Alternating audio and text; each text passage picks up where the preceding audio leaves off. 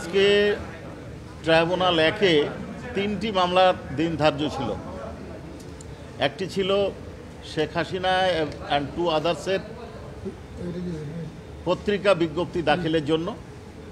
পত্রিকা বিজ্ঞপ্তি আমরা প্রসিকিউশনের পক্ষে পত্রিকা বিজ্ঞপ্তি চাওয়া হয়েছিল। ট্রাইব্যুনাল পত্রিকা বিজ্ঞপ্তি দিয়েছিলেন, পত্রিকা পেপার পাবলিকেশন হয়েছে, পত্রিকা বিজ্ঞপ্তি নথিতে সামিল হয়েছে।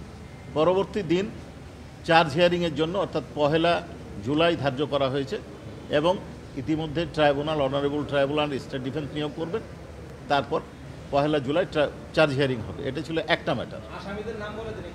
আসামি ছিলেন বা আছেন এই মামলায় সাবেক প্রধানমন্ত্রী শেখ হাসিনা, সাবেক স্বরাষ্ট্রমন্ত্রী আসাদুজ্জামান কামাল এবং সাবেক আইজিপি চৌধুরী আবদুল্লাহ আল মামুন।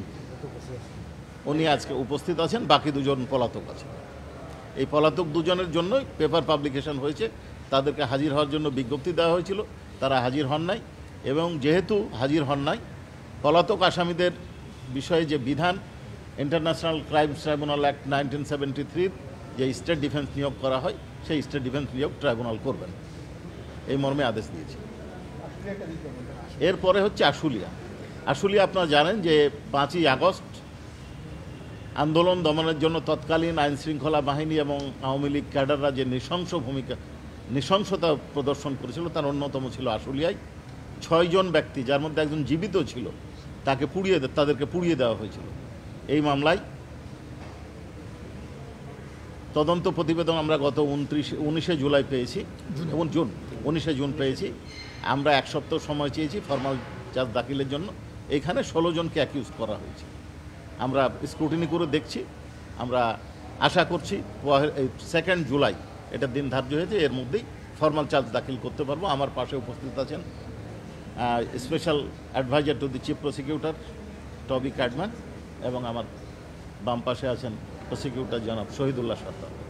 যে আপনাদের এই মামলায় আসামিদের সংখ্যা নিয়ে একটা বিভ্রান্তি রয়েছে।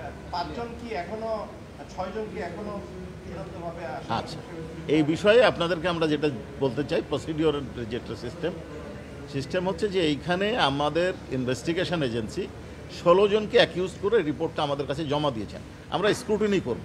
যদি 16 জন মনে হয় যে 16 জনের বিরুদ্ধে প্রাইমা ফেসি কেস আছে, তাদের বিরুদ্ধে ফরমাল চার্জ দাখিল হবে। যদি মনে হয় যে না 16 জন না 14 জন হবে, তাহলে 14 জনের বিরুদ্ধে হবে। যদি মনে হয় যে না ফার্দার ইনভেস্টিগেশন দরকার বা ওখানেই তথ্য উপাত্ত আছে, আরেকজন বাড়তে পারে, এটা আমরা ফরমাল চার্জের দাখিলের দিনই বলতে